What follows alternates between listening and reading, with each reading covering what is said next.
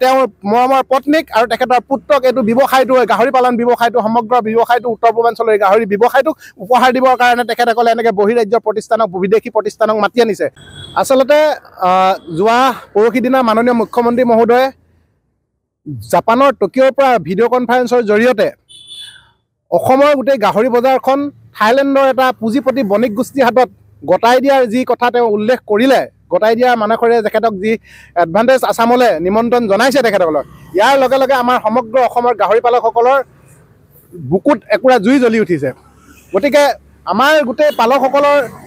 এতিয়া ইয়াতে ইমান গাহৰি বিক্ৰী কৰিব নোৱাৰি এনেকুৱা এটা ভয়ংকৰ সমস্যাৰ সৃষ্টি হৈ আছে যে উচিত বজাৰখন পোৱা নাই, উচিত মূল্য পোৱা নাই। তেনেস্থলত আকৌ বিদেশী কোম্পানী এটাক আনি ইয়াত গাহৰি উৎপাদন কৰি এই গাহৰিসমূহ কি কৰিব বিচাৰিছে এই কথাখিনি আমি বুজি পোৱা নাই।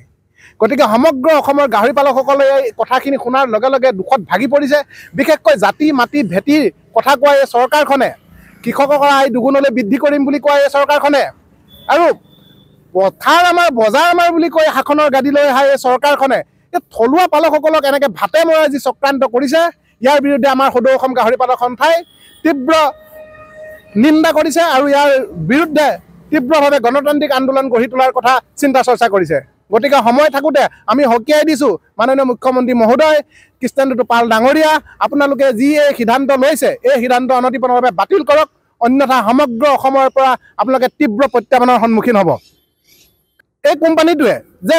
অকল কিবা দানাহে বনাব তেনেকুৱা কথা নহয়, তেখেতসকলৰ চলা এই কথাখিনি আমি আগতেই গম পাইছোঁ। তেখেতসকলে প্ৰথমতে দানা কোম্পানীৰ কথা কৈছিলে, তাৰপিছতে তেখেতসকলে গাহৰি যিমানকেইটা ষ্ট'ৰ আছে ব্ৰিডিং ফাৰ্মৰ পৰা আদি কৰি ফেটেনিং ফাৰ্মলৈকে সকলোখিনি কৰাৰ কথা কৈছে। আনকি তেখেতসকলে গাঁৱে গাঁৱে গৈ গাহৰি পালন কৰিবলৈ দিয়াৰ কথাও তেওঁলোকে লৈ আহিছে। গতিকে গাঁৱে গাঁৱে এনেদৰে গাহৰি পালন কৰি আৰু গোটেই দেশৰ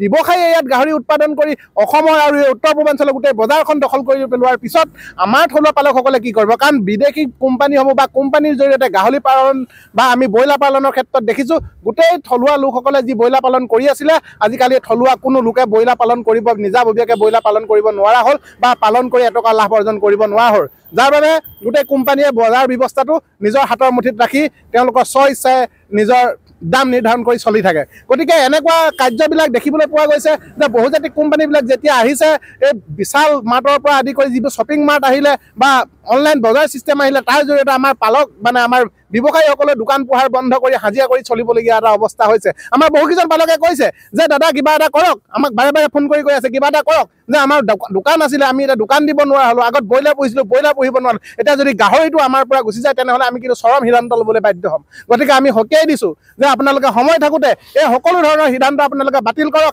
আৰু চৰকাৰীভাৱে ঘোষণা কৰক, আইন আনক, কোনো কাৰণতে যাতে অসমত কোনো অবৈধ বা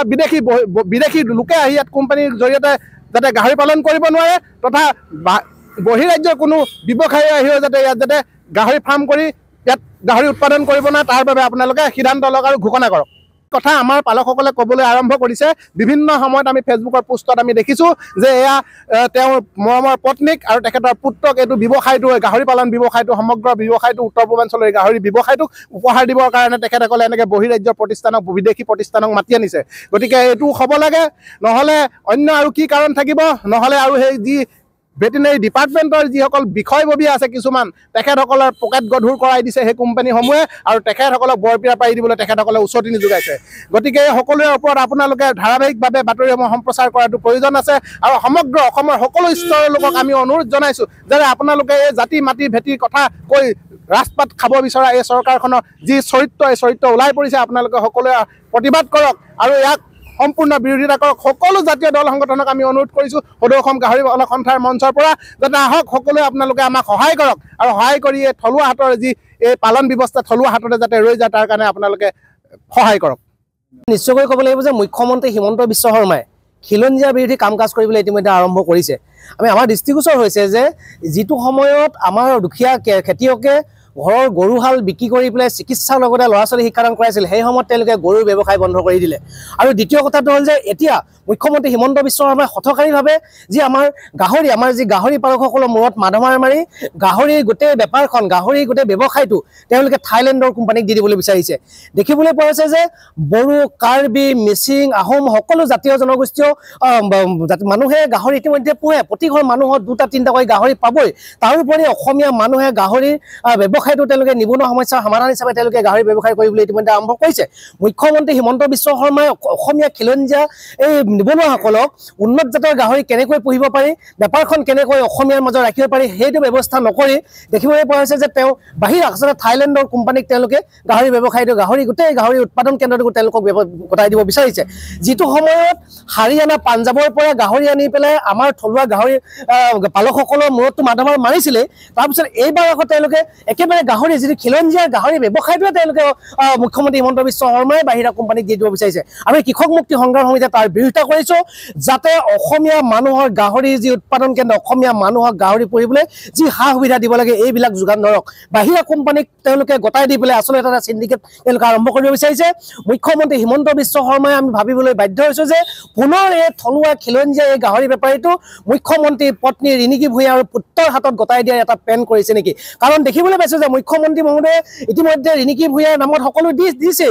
দিছে শিক্ষা দিছে তেওঁলোকে গোটেই ব্যৱসায়ীবিলাকে তেওঁলোকৰ ওপৰত এৰি দিছে পুত্ৰৰ নামত অবাধ সম্পত্তি গোটাইছে তাৰপিছত আকৌ অসমীয়াৰ খিলঞ্জীয়াৰ যি এই গাহৰি এই ব্যৱসায়টো তেওঁলোকে বাহিৰা কোম্পানীক গতাই দিয়াটো আমি বিৰোধিতা কৰিছোঁ মুখ্যমন্ত্ৰী হিমন্ত বিশ্ব শৰ্মাই অতি সোনকালে খিলঞ্জীয়া বিৰোধী এই কাম কাজ বন্ধ কৰক অন্যথা কিন্তু ২৬ৰ নিৰ্বাচনত বিজেপিক অসমৰ পৰাই উৎখাত কৰা হ'ব